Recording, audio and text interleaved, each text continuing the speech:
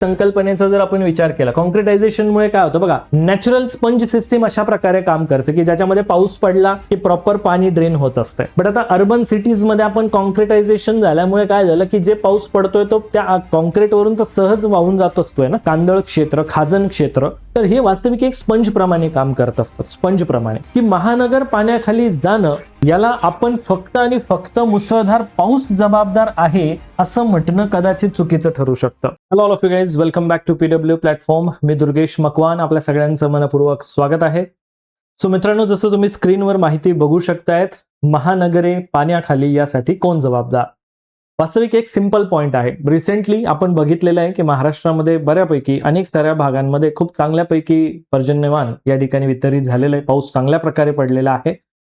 पण या चांगल्या पडणाऱ्या पावसासोबत आपल्याला आणखी एक सगळ्यात महत्त्वाच्या समस्येचाही भाग बघायला मिळाला, आणि तो म्हणजे की महानगर जे आहेत भारतातले, महाराष्ट्रातले, तर यामध्ये महानगरांमध्ये खूप मोठ्या प्रमाणामध्ये फ्लॅश फ्लड सारखी रचना किंवा हे महानगर ब्लॉकेज होण्याची रचना हे आपल्याला जास्त दिसून आले. मग आपल्यासमोर एक मुख्य प्रश्न जो उपस्थित होत असतोय की सर, हे जे महानगर पाण्याखाली जात आहेत, थोडाफार पाऊस पडला की लगेचच या महानगरांची ड्रेनेज सिस्टीम पूर्ण कोलॅप्स होत असते, हे असं का होत असते? तर यामागे काही कारणही बघणं गरजेचं असतं, कारण याला कोण रिस्पॉन्सिबल कन्सिडर केला जाईल. यासाठी आपण अर्बन डेव्हलपमेंट म्हणजे शहरी किंवा महानगरांचा होणारा जो विकास आहे त्याला जबाबदार धरणार, की दुसरी गोष्ट की मुसळधार पावसाला यामध्ये आपण जबाबदार धरणार. सो या बेसिसवर अगदी सोप्या शब्दामध्ये, अगदी प्रॅक्टिकल वेने आपण हे डिस्कशन करणार आहोत. वास्तविक हा जो मुद्दा आहे हा तुम्हाला राज्यसेवा GS3च्या दृष्टिकोनातून आपत्तीच्या संबंधित, आपत्ती ज्या रिलेटेड किंवा आपत्ती या टॉपिकशी रिलेटेड, तुम्हाला डिझास्टर मॅनेजमेंट या टॉपिकशी रिलेटेड ह्या संबंधित पॉइंटवर प्रश्न विचारले जाऊ शकतील. त्यामुळे थोडंसं या अँगलला आपण राज्यसेवा मुख्य परीक्षेच्याही अँगलने समजून घेणं गरजेचं आहे, किंवा एक जनरली आपण या टॉपिक बद्दल माहिती थोडं अभ्यासणंही गरजेचं आहे. पण जसं की कोण जबाबदार या गोष्टीला बघण्या अगोदर एक सगळ्यात महत्वाचं स्टेटमेंट समजून घेणं गरजेचं आहे की महानगर पाण्याखाली जाणं याला आपण फक्त आणि फक्त मुसळधार पाऊस जबाबदार आहे असं म्हटणं कदाचित चुकीचं ठरू शकतं. कारण मुसळधार पाऊस पडणं ही तर एक प्रकारे नैसर्गिक घटना किंवा नैसर्गिक पर्जन्य वितरणाची रचना म्हणू शकतो, बरोबर की नाही? हा, पण वास्तविक जर बघितलं तर ती एक मानवनिर्मित आपत्ती आहे असं आपण कन्सिडर करू शकतो. मग या संबंधित काय पॉइंट येतो की भूगोलशास्त्र आणि नगर नियोजन, महानगरांचं नियोजन यांच्या दृष्टिकोनातून जर आपण बघितलं तर आपल्याला यावर एक भेद दिसून येत असतो, जसं की विकास आणि पाऊस, बरोबर की नाही?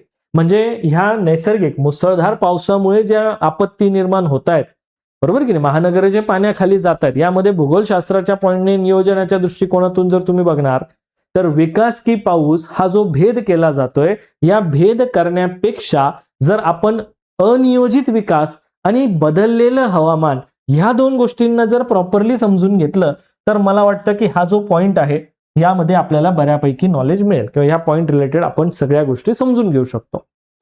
बट सर, जर मी बोललो की अनियोजित विकास आणि बदललेलं हवामान हे एक घातक समीकरण कशा स्वरूपामध्ये बनणार, हे कसं प्रूव्ह करणार, या गोष्टीसाठी एक सिंपल पार्ट मी तुम्हाला सांगतो, व्यवस्थित बघा. जे मी घातक समीकरण सांगितलं, जसं की अनियोजित विकास आणि बदललेलं हवामान, यामुळे वास्तविक महानगरांमध्ये पूर येण्याची समस्या ही वाढलेली आहे. आता यामध्ये गोष्ट कशी होते बघा, यामध्ये मुसळधार पाऊस हा तर एक ट्रिगर फॅक्टर झाला ना, बरोबर की नाही? मुसळधार पाऊस पडणं हा या महानगरांना पूर सदृश्य स्थिती निर्माण होण्यामागचा ट्रिगर फॅक्टर म्हटला जाईल. बट तुम्ही हा पण एक पॉइंट नोटीस करा की सर, हे महानगर वारंवार पुरांच्या समस्येला, ड्रेनेज सिस्टीम कोलॅप्स होण्याच्या समस्येला सामोरे जातात. यासाठी अजून एक फॅक्टर तर बघणं गरजेचं आहे ना, की ज्याचं रूट कॉज आपल्याला अनियोजित विकास बघायला मिळतो. आणि ह्या दोन्हीही गोष्टींमुळे, म्हणजे हा ट्रिगरिंग फॅक्टर आणि हा रूट कॉज, वास्तविक या दोन्ही घटकांमुळे मला मानवनिर्मित आपत्ती म्हणजे शहरी महानगर जे आहेत, शहरी भाग जे आहेत, यामध्ये पूर समस्येचं प्रमाण हे वाढलेलं दिसून येत असतंय. आणि म्हणून मी बोललो की बदललेलं हवामान ज्यावेळेस तुम्ही कन्सिडर करतात, तर बघा सध्या आपण हे बघतो, बदललेल्या हवामानाची रचनेमुळे काय झालं, पर्जन्य वितरणात बदल झाला. तो बदल कसा झाला की आता संततधार पडणाऱ्या पावसाच्या ऐवजी कमी वेळेमध्ये अचानक खूप मोठ्या प्रमाणात पाऊस पडतो, ज्याला आपण ढगफुटी सदृश्य पाऊस म्हणत असतो, क्लाउड बर्स्ट म्हणत असतो, किंवा हाय इंटेन्सिटी रेनफॉल म्हणून आपण त्याला बघत असतो. अल्प कालावधीमध्ये तास 2 तासामध्ये खूप मोठ्या प्रमाणात पाऊस पडून जात असतो. आता अशा वेळेला काय होत असते की शहरी भागामध्ये ड्रेनेज सिस्टीमचं एक आपल्याला फेल्युअर बघायला मिळतो. तो फेल्युअर कसा होतो नेमका? आता जेव्हा एखाद्या पर्टिक्युलर महानगरांची ड्रेनेज सिस्टीम 100 मिलीमीटर जर पाऊस पडला तरी त्याला सस्टेन करेल अशा प्रकारे डिझाईन केलेली असते. पण आता सध्या मात्र होतं काय आहे की बऱ्याच वेळेला खूप मोठ्या प्रमाणात पाऊस पडतो. म्हणजे 1-2 तास किंवा 3 तासामध्ये तुम्हाला दिसेल की 200 मिलीमीटर पाऊस पडला. आता विचार करा की जी तिथली ड्रेनेज सिस्टीम 100 मिलीमीटर पावसाला जर कॅपेबल असेल आणि तिथे जर 200 मिलीमीटर पाऊस पडत असेल सो ऑब्व्हियसली ते तिथे कोलॅप्स होणार आहे. म्हणजे नॅचरली तिथे पाणी तर हे तुंबणारच आहे. येते लक्षात? सो याही गोष्टींना आपण टेक्निकली बघणं, म्हणजे असं नाहीये की आपण एखादा पॉईंट तुम्हाला समजा, जसं मी बोललो की राज्यसेवा मुख्य परीक्षेमध्ये तुम्हाला विचारला गेला की ह्या गोष्टी काय आहेत, तर आपण हे बघितलं पाहिजे की जनरली यासाठी कारणं काय काय असू शकतात. एक बघा, आता जो नवीन विद्यार्थी अभ्यास करतो ना त्याच्यासाठी मी एक सिंपल पार्ट सांगतो. तुम्ही काय करू शकता, गुगल जेमिनायचा बेस्ट पद्धतीने यासाठी यूज करू शकतात मित्रांनो. गुगल जेमिनायचा बेस्ट यूज कसा? आता आपल्याला एक गोष्ट दिसते की अर्बन फ्लडिंग हे मोठ्या प्रमाणात घडून येत असतंय, बरोबर की? मग ते घडतं काय आहे आपल्याला क्युरिओसिटी असते ना. मग ते का घडतं याबद्दल तुम्ही सहज या गुगल जेमिनायचा वापर करून तुम्ही अगदी बेस्ट माहिती बघू शकता. जसं वाय अर्बन फ्लडिंग ऑक्युर्स, ठीक आहे. आणि मी सांगितलं की रिझन्स बिहाइंड इट, की यामागचे काय कारण असू शकतील, बरोबर की नाही? मग आता मी कारण जर या ठिकाणी बघतोय तर मला एक टेक्निकल अप्रोच मिळतोय ना, परीक्षाभिमुख पद्धतीने मला या ठिकाणी ही माहिती जी आहे ही बघायला मिळते आहे. मग आता सर परीक्षाभिमुख पद्धतीने जर मी बघेल तर मला हा पॉइंट त्याही अँगलने विचारात घेणं गरजेचं असेल. आलं लक्षात? जसं की आता याच्यामध्ये बघा, पहिली गोष्ट की कॉन्क्रीटचं जंगल वाढत चाललेलं आहे. जसं की पॉइंट्स दिलेले आहेत तुम्हाला, इथे व्यवस्थित समजतं सगळं. आलं लक्षात तुम्हाला? ज्या वेळेस तुम्हाला तुमच्या अभ्यासामध्ये काही ऍडिशनल पॉइंट आणि तुमच्या क्युरिओसिटीला समरूप माहिती जर पाहिजे असेल, आन्सर रायटिंगसाठी या गोष्टी खूप मॅटर करणार आहेत, राज्यसेवेच्या तयारीसाठी असेल तर तुम्ही या माहितीचा उपयोग व्यवस्थित, आता ह्यामध्ये बघा व्यवस्थितपणे तुम्ही या सगळ्या गोष्टींचे पॉइंट्स ऑब्झर्व करू शकतात, बघू शकतात की मुद्देसूद पॉइंट कसे आपण एक्सप्लेन केले पाहिजे, मुद्देसूद मांडणी त्यामध्ये कशी केली पाहिजे, सगळ्या गोष्टींचा एक अनुभव तुम्हाला येईल, त्या टॉपिकचं नॉलेज तुम्हाला व्यवस्थित समजेल. आलं लक्षात? सो याचा तुम्ही विचार करा. जसं की इथे दिलेलं आहे की कॉन्क्रीटचं जंगल इफेक्ट आहे वगैरे वगैरे, या सगळ्या गोष्टी. कॉन्क्रीटचं जंगल आहे, आउटडेटेड तुम्हाला इन्फ्रास्ट्रक्चर बघायला मिळते, ड्रेनेज सिस्टीम कोलॅप्स होते, पुअर अर्बन प्लॅनिंग आपल्याला बघायला मिळते, क्लायमेट चेंज सारखी गोष्ट आपल्याला बघायला मिळते. सो हे असे काही आपल्याला पर्टिक्युलर रिझन्स जे आहेत हे बघायला मिळत असतात. ओके, सो त्याचा तुम्ही एक वापर करू शकतात गुगल जेमिनायच्या मार्फत, की जे तुम्हाला तुमच्या परीक्षेमध्ये नक्कीच सहाय्यकारी ठरत असते. चला, पण आपण या ठिकाणी आपल्या पॉइंट ऑफ व्ह्यूला अनुसरून काही गोष्टी बघूया. आता इथे मला दिसून आलं की सर अनियोजित विकास आणि बदललेल्या हवामानाच्या मार्फत एक मानवनिर्मित आपत्ती कशा प्रकारे निर्माण होऊ शकते. बरं, मग सर आता इथे काही गोष्टी आपल्याला बघणं गरजेचं आहे. जसं की मी रूट कॉजेसचा पॉइंट मांडला आणि मी रूट कॉजेसमध्ये तुम्हाला अनियोजित विकासाचा अभाव असणं हेच त्या मागचं मूळ कारण या ठिकाणी सांगतोय. आता बघा, याच्या मागचे रूट कॉजेसमध्ये पहिलं कारण आलं की सिमेंटचं जंगल असणं. शहरांमध्ये मोठ्या प्रमाणात कॉन्क्रिटायझेशन झालेलं दिसून येतं आपल्याला, बरोबर? कॉन्क्रीटचे रस्ते, डांबरी रस्ते, बिल्डिंग्स, त्यामुळे ग्रीनरी जी आहे, वनस्पतींचं प्रमाण, जंगल प्रमाण, वृक्ष प्रमाण हे कमी झालेलं आहे. आता हे कमी असल्यामुळे आणि कॉन्क्रीटचं प्रमाण जास्त असल्यामुळे परिणाम काय होतो की जमिनीची पाणी शोषून घेण्याची जी क्षमता असते ना ती कमी होऊन जात असते, ऑलमोस्ट नष्टच होते असं आपण म्हणू शकतो. कारण पाणी त्यामधून ड्रेन होणार नाही ना कॉन्क्रीटवरून किंवा डांबरी रस्त्यांवरून, त्यामुळे ते काय होतंय की पाणी मोठ्या प्रमाणामध्ये वाहून जात असते. दुसरी गोष्ट, आता आपल्या महाराष्ट्राच्या भागामध्ये आपण बघायला गेलो की या महानगरांमध्ये बघितलं तर अनेक सारे महानगर, मुंबई झालं, चेन्नई झालं, हे तर समुद्राच्या किनारी भागावरच वसलेले आहेत. पण हे शहर किनारी भागांवर वसलेले असताना वाढत्या लोकसंख्येमुळे काय होतंय की हे जे मॅनग्रोव्ह वेटलँड एरिया आहे या ठिकाणी सुद्धा बांधकाम केलं जात असतं. त्यामुळे तिथे नॅचरली पाण्याचा निचरा जो व्हायला पाहिजे तो व्यवस्थित होत नाही, पाणी व्यवस्थित ड्रेन होत नाही आणि ते ड्रेन न झाल्यामुळे तिथे तुम्हाला फ्लडिंग समस्या दिसून येतात. ड्रेनेज व्यवस्थेची दुर्दशा पण झालेली दिसते, कारण अनेक साऱ्या मोठ्या महानगरांमध्ये ब्रिटिशकालीन ड्रेनेज सिस्टीम आहे. त्यामुळे आता बदलत्या वाढत्या लोकसंख्येच्या अनुरूप त्यामध्ये सुधारणा होणंही गरजेचं आहे. आणि दुसरी गोष्ट, त्यामध्ये कचऱ्याचं मॅनेजमेंट होणंही गरजेचं आहे. बऱ्याच वेळेला लोक म्हणजे व्यवस्थितपणे कचरा डिस्पोज करत नाही, ते असंच ओपनली डिस्पोज करतात. त्यामुळे हे जे ड्रेनेज सिस्टीम असते हे चोकअप होत असते बऱ्याच वेळेला, आणि त्यामुळे पण अर्बन फ्लडिंगमध्ये तुम्हाला एक समस्या बघायला मिळू शकते. नदी पात्रांवर होणारं अतिक्रमण हा तर एक आपल्याला मोस्ट रिसेंट आणि एक मोठा प्रॉब्लेमॅटिक इश्यू बघायला मिळत असतो, की ज्यामुळे एखाद्या नदी पात्रामध्ये समजा जर पाण्याचं प्रमाण वाढलं तर तिथे खूप जास्त लोकांवर प्रभाव पडत असतो. त्यामुळे नदी पात्राच्या जागेमध्ये वसाहती स्थापन करतात, आणि वसाहती उभारल्या की जेव्हा नदीला पूर येतो की नदीला मार्ग मिळत नाही, आणि त्यामुळे सुद्धा मोठ्या शहरांमध्ये पाणी एंटर होत असतंय. सो हे असे अनेक कारणं आपल्याला दिसून येतात मित्रांनो. हे रूट कॉजेस आहे, आणि हे रूट कॉजेस आपल्याला तिथे मेन्शन करणं गरजेचं असतंय. ऍक्च्युअल सिनारिओच्या बेसिसवर मेन्शन करणं गरजेचं असतंय. बरं, मग सर या रूट कॉजेसचा जर मी भाग बघितला की महानगरं पाण्याखाली जाणं यामागचे 5 सगळ्यात मोठे कारण कोणते येतील, या 5 कारणांना थोडंसं डिटेलमध्ये एक्सप्लेन करू.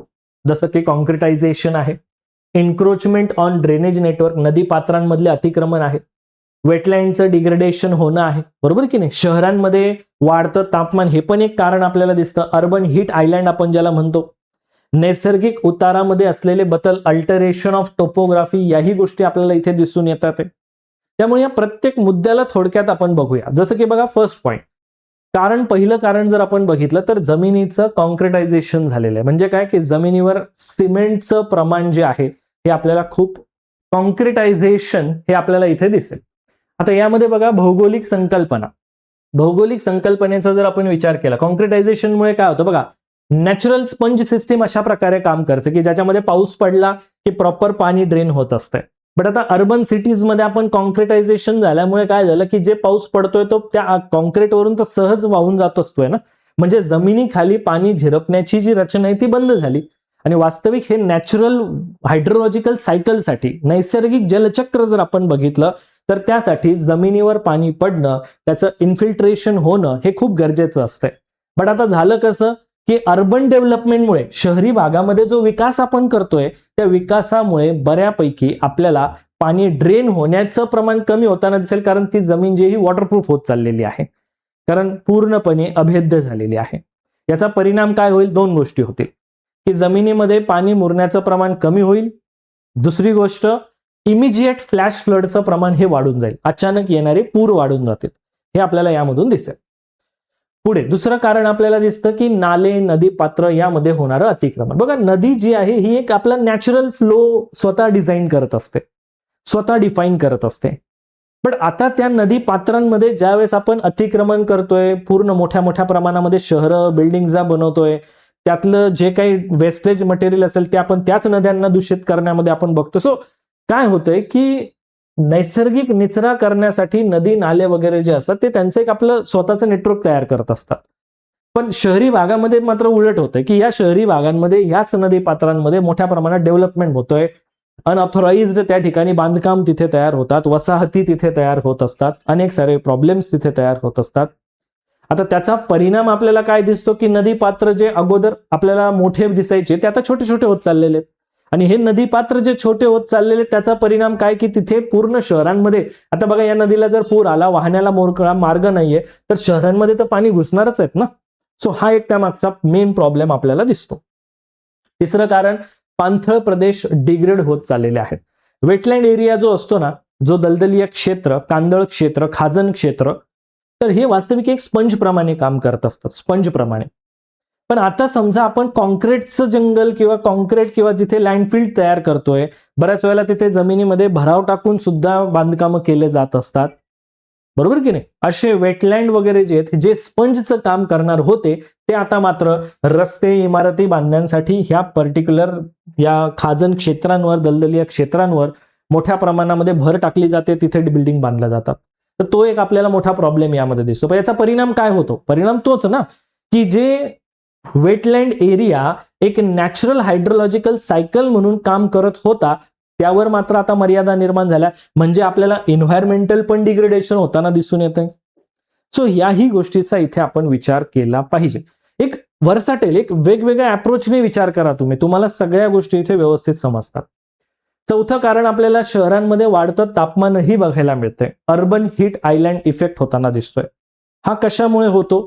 तर भौगोलिक संकल्पना यामध्ये हीच आहे की शहरांमध्ये मोठ्या प्रमाणामध्ये वाहन आहे, उद्योग आहे, रस्ते, सिमेंटच्या बिल्डिंग्स आहेत, त्याच्यामुळे तिथे मोठ्या प्रमाणामध्ये उष्णता साठून राहते. आता होतं काय की तिथलं लोकल क्लायमेट कंडिशन जी ही तर चेंज होईल ना, कारण त्या भागामध्ये जेवढी उष्णता तेवढं तिथे तापमान थोडंसं जास्त असलं, हवेचा दाब तिथे बदलतो. हवेचा दाब बदलतो म्हणजे जिथे तापमान जास्त असतं तिथे लो प्रेशर क्रिएट होत असतो. आणि अशा वेळेला कमी वेळामध्ये तीव्र गतीने काही जर वारे आले, आर्द्रतायुक्त वारे, तर अशा ठिकाणी थोड्या वेळामध्ये मुसळधार पाऊस पडताना दिसेल तुम्हाला. अल्प कालावधीमध्ये खूप प्रचंड पर्जन्य वितरण होताना दिसेल की ज्याचा परिणाम तिथे फ्लॅश फ्लड सदृश्य निर्माण होत असतं, म्हणजे फ्लॅश फ्लड सारखी स्थिती निर्माण होत असते. अजून एक पाचवं कारण जे महत्वाचं दिसतं आपल्याला, तो म्हणजे नॅचरल उतारामध्ये बदल. बऱ्याच वेळेला टोपोग्राफी चेंज केली जाते, जसं की निसर्गाने आपल्याला जमिनीला एक उतार दिलेला आहे, बरोबर की नाही. नॅचरल एक स्लोप आहे त्याला पर्टिक्युलर, की ज्या फ्लोनुसार नदी आपला मार्ग जो आहे हा वाहताना दिसते. शहरांमध्ये काय होतं की डेव्हलपमेंटच्या नावाखाली असे डोंगराचे कडे वगैरे जे आहेत हे तोडले जातात, कापले जात असतात, टेकड्या सपाट केल्या जात असतात, सखल भागामध्ये माती टाकून उंच केला जातो, भराव केला जात असतो, म्हणजे अल्टरेशन केलं जातं. आता या अल्टरेशनचा परिणाम की जे नॅचरल फ्लो जाणार होता ते फ्लो जे आहेत हे बदलतात. बऱ्याच वेळा त्या ठिकाणी ब्लॉकेज निर्माण होत असतात आणि ब्लॉक निर्माण झाल्यामुळे आर्टिफिशियल तिथे थोडासा तलाव वगैरे तर निर्माण होतो, बट अचानक त्या ठिकाणी पाण्याचा जेव्हा फ्लो वाढत असतो तर त्याचेही काही गंभीर परिणाम आपल्याला होताना दिसू शकतील. सो ह्या घटकांना आपण इथे बघितलं पाहिजे. बट सर ठीक आहे, मग महत्वाचा मुद्दा जो आपल्या पहिल्या पॉइंटमध्येच होता की सर यासाठी जबाबदार कोण आहे. आता वास्तविक जबाबदार कोणी एका व्यक्तीला कन्सिडर करणं किंवा एका घटकाला कन्सिडर करणं तसं पॉसिबल नाहीये ना. यासाठी काय आहे की जबाबदारीची ही वाटणी होणं गरजेचं आहे. व्यवस्था, नागरिक यांचं सामूहिक अपयश आहे यामध्ये, आणि ही बॅलन्स पद्धत लक्षात ठेवायची ऑलवेज. आता प्रशासनाची जबाबदारी कशी येते, म्हणजे कुठे फेल्युअर ठरतो की शहरांचा मास्टर प्लॅन तयार करताना पर्यावरणीय परिणामांचा विचार केला जात नाही बऱ्याच वेळेला, असंही आपण बघतो. म्हणजे अनधिकृत बांधकामांना थोडासा आश्रय दिला जातो. आपत्ती व्यवस्थापन व्यवस्था फोल ठरत असते, कारण ब्रिटिश कालीन ड्रेनेज सिस्टीम आहे तिला थोडंसं आता आपल्या आजच्या वाढत्या वापरानुसार बदलणं गरजेचं आहे. त्या गोष्टीचा इथे वापर होणं गरजेचं आहे. दुसरी गोष्ट, नागरिक पण यासाठी जबाबदार आहे. नागरिक कचऱ्याचं व्यवस्थापन व्यवस्थित करत नाही, तेही निष्काळजीपणाने जो आपला वेस्ट मटेरियल असेल ते डिस्पोज करत असतात. त्यामुळे नाली वगैरे ड्रेनेज सिस्टीम चोकअप होत असते, बरोबर की नाही. अनधिकृत बांधकाम करण्यासाठी लोक जास्त प्रयत्नशील असतात. ते नागरिकांचं एक रिस्पॉन्सिबिलिटी येते की आपण या गोष्टी केल्या नाही पाहिजे. आलं लक्षात. नगर रचनाकार, डेव्हलपर्स वगैरे विकासाचा संकुचित अर्थ काढणं आणि स्पंज सिटी या संकल्पनेकडे दुर्लक्ष करतात. आता बघा, सिंपल पॉइंट आहे, विकासाच्या नावाखाली फक्त आपण उंच उंच बिल्डिंगा बांधणं याला डेव्हलपमेंट नाही म्हणता येणार. डेव्हलपमेंट हे सस्टेनेबल असलं पाहिजे. मग त्या सस्टेनेबल डेव्हलपमेंटचा एक अप्रोच आपण बघतो, तो म्हणजे स्पंज सिटी, बरोबर की नाही. जसं मी बोललो की जबाबदारीची वाटणी जर बघितलं तर प्रत्येक ठिकाणी कुठेतरी कोणता ना कोणता घटक, जसं की प्रशासन आहे, डेव्हलपर्स आहेत, प्लस नागरिक आहेत, हे सगळे जबाबदार आहे कोणत्या ना कोणत्या कारणाने ह्या सगळ्या स्थितीला निर्माण होण्यासाठी. आता एक यामध्ये हरवलेली कन्सेप्ट दिसते, ती स्पंज सिटी कन्सेप्ट. वास्तविक बघा, स्पंज सिटीचं डिझाईन कसं असतं, एखादं शहर कसं असतं की ज्यामध्ये प्रॉपरली इन्फिल्ट्रेशनची रचना असेल, नॅचरल ड्रेनेज बेसिन्स व्यवस्थित असेल, ज्यामध्ये कोणत्याही प्रकारचं अनधिकृत अतिक्रमण होणार नाही याची काळजी घेतली जाईल, बरोबर की नाही. इन्फिल्ट्रेशन डेव्हलपमेंट केलं पण पाहिजे, बट डेव्हलपमेंट असं पाहिजे की सगळ्या ठिकाणी कॉन्क्रीटचं जंगल नाही केलं पाहिजे. काही स्पंज झोन पण क्रिएट केला पाहिजे की जिथे पाण्याचा योग्य निचरा व्यवस्थित होईल. मॅनग्रुव्ज जे आहेत यांचं आपण कन्झर्वेशन केलं पाहिजे. मॅनग्रुव्जचं कन्झर्वेशन होईल त्या ठिकाणी भराव टाकणं बंद केलं पाहिजे, कारण मॅनग्रुव्ज असतील तर तुमची इकोसिस्टीम हेल्दी राहते, पर्यावरणीय संरचना चांगली राहते. आणि जे नॅचरल फ्लो आहे, जो ग्रेडियंट आहे, नैसर्गिक उतार आहे भौगोलिक घटकांचा, त्याला सपाट करणं किंवा त्याच्यामध्ये काही टेकड्या निर्माण करणं हे चुकीचं आहे, हे नाही केलं पाहिजे. तर कुठेतरी ते पर्टिक्युलर शहरं हे व्यवस्थित राहतील. म्हणजे विकासाचं जसं मी बोललो ना, विकासाचा अर्थ फक्त असा नाही होत की फक्त एखादा फ्लायओव्हर बांधला किंवा मोठ्या मोठ्या इमारती बांधल्या त्याच्याने डेव्हलपमेंट नाही म्हटलं जात. डेव्हलपमेंट म्हणजे ही अशी संकल्पना की जी स्पंज सिटी संकल्पना, की जिथे डेव्हलपमेंट पण आहे आणि आपत्ती निवारण होण्यासाठी किंवा आपत्ती निर्माण होणार नाही या सगळ्या प्रिकॉशन निर्धारित करून तिथे शहराचा विकास होतोय, त्याला स्पंज सिटी डेव्हलपमेंट म्हटलं जाईल. असा हा ऑप्शन आपल्याला इथे दिसून येतो. आय होप सो या व्हिडिओमध्ये मित्रांनो तुम्हाला मात्र हे नक्कीच कळालेलं असेल की महानगर जे पाण्याखाली जातात यासाठी जबाबदार ऍक्च्युअल कोण आहे. वास्तविक कोणी एका घटकाला इथे जबाबदार म्हणता येणार नाही. म्हणजे जसं की विकास आणि मुसळधार पाऊस या दोघांनाही विचारात घेऊन सगळ्या अनुषंगाने सगळ्या अँगलने विचार करून आपल्याला कळतंय की या सगळ्या घटकांमध्ये कुठे ना कुठे काहीतरी आपल्याला एक समस्या दिसूनच येते. सो अशाच प्रकारे व्यवस्थित अभ्यास करत राहायचंय मित्रांनो, आणि आपण आणखी काही विशेष नवीन टॉपिक्स तुमच्यासाठी घेऊन येणार की ज्यामधून तुम्हाला नवीन नवीन संकल्पना या समजत जातील. आणि आय होप सो की आजचाही संकल्पनेचा भाग तुम्हाला समजला असेल की शहरांमध्ये वारंवार पूर येण्याची समस्या जी दिसून येते त्यामागची कारणं कोणती आहेत. आलं लक्षात? सो भेटूया नेक्स्ट क्लासमध्ये. थँक्यू. जय हिंद.